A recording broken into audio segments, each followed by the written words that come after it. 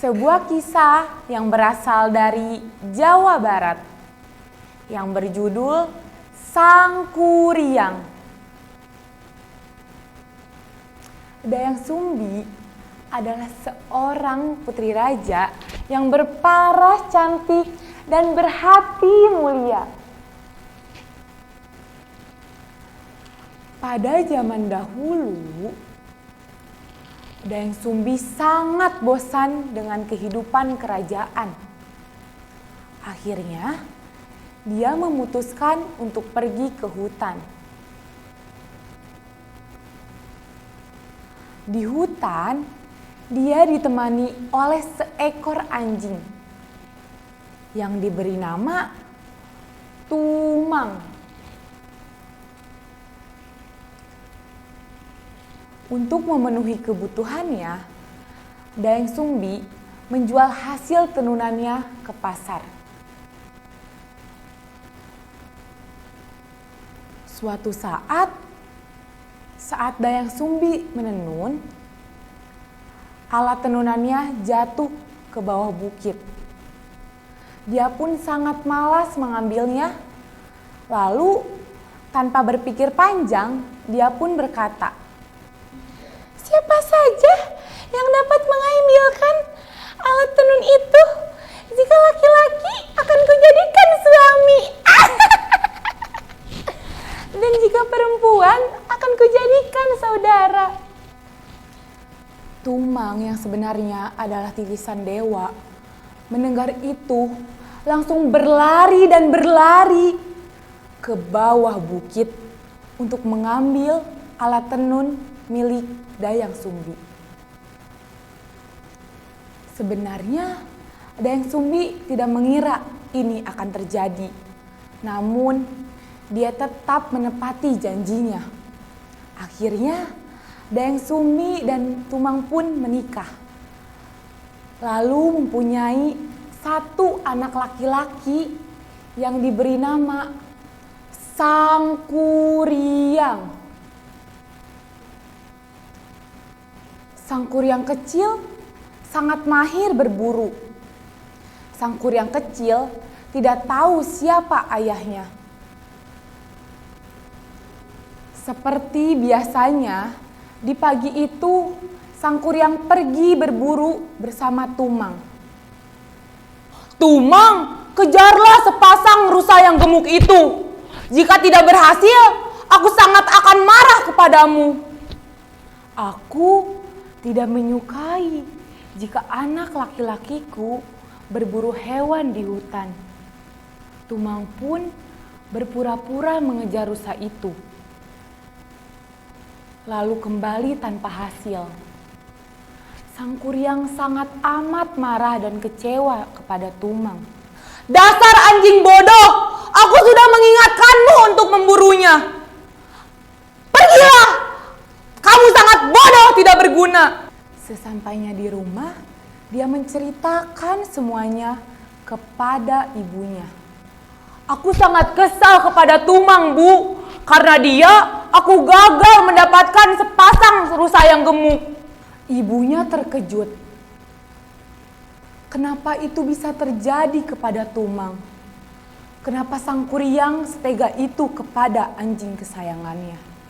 "Mengapa kamu sangat tega mengusir anjing kesayanganku? Dasar anak bodoh!" "Aduh! Mengapa ibu sangat tega memukulku? Hanya demi anjing itu, Bu!" Sang Kuryang sangat kecewa dan bersedih hati. Mengapa ibunya tega sekali kepadanya? Sang Kuryang pun mengemasi semua barangnya dan pergi dari Dayang Sumbi. Dayang Sumbi pun menyesal. Namun apalah daya, Sang Kuryang sudah pergi meninggalkannya. Tak terasa, hari semakin hari, Sang Kuryang pun menjadi dewasa. Suatu saat, Sang Kuryang pergi ke tempat masa kecilnya. Namun, Sang Kuryang tidak mengenali tempat itu. Karena tempat itu sudah banyak sekali perubahan. Suatu sore, saat melewati pasar, dia bertemu dengan gadis yang sangat cantik. Lalu dia bergumam,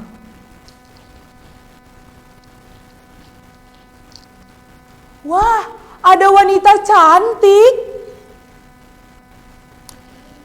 Cantik sekali wanita itu." Sang Kuryang tidak mengenali bahwa dia adalah Dayang Sumbi. Lalu Sang Kuryang mengajak wanita itu berkenalan. Dan mereka pun saling jatuh cinta. Lalu sepakat untuk menikah. Suatu saat, ketika Dayang Sumbi sedang menyisiri rambut Sang Kuryang, alangkah terkejutnya dia ketika melihat ada luka di kepalanya. Lalu, dengan penuh penasaran, Dayang Sumbi pun bertanya,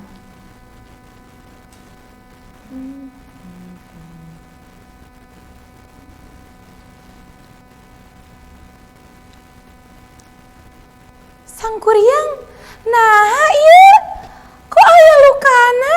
Kunaon iya?" "Oh, ini adalah luka karena dulu ibuku memukulku menggunakan sendok nasi. Dia sangat marah karena aku mengusir anjing kesayangannya." "Hah?"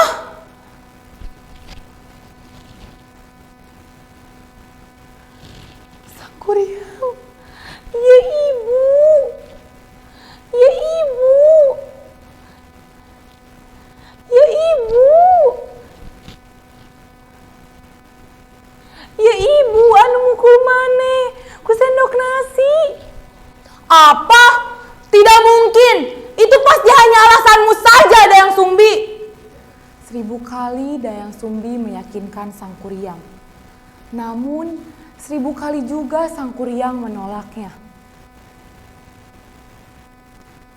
Akhirnya Dayang Sumbi mempunyai ide. "Oke, kalau begitu Sang Kuryang, aku mempunyai satu permintaan untukmu. Buatkan aku satu sungai Citarum dan satu perahu besar. Semuanya harus selesai sebelum fajar menyingsing. Jika tidak, kamu tidak dapat menikahiku." Sang Kuryang pun menyanggupi semua permintaan Dayang Sumbi. Dayang Sumbi mulai merasa cemas. Karena sebentar lagi fajar menyingsing dan pekerjaan Sang Kuryang akan selesai. Akhirnya dia teringat sesuatu. Dia mempunyai satu kain merah yang cukup besar. Dia pun berlari ke perumahan warga untuk meminta pertolongan. Warga pun setuju. Sebagian warga menggelar kain merah itu ke arah timur Sungai Citarum.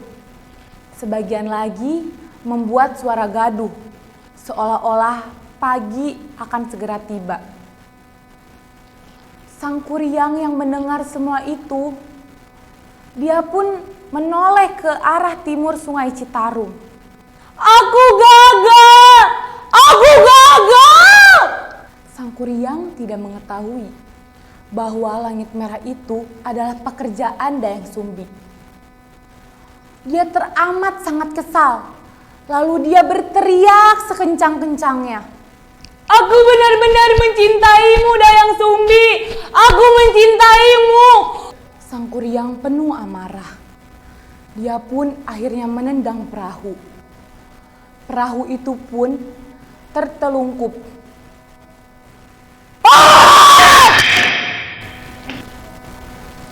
Konon katanya perahu itu dikenal dengan Gunung Tangkuban Perahu.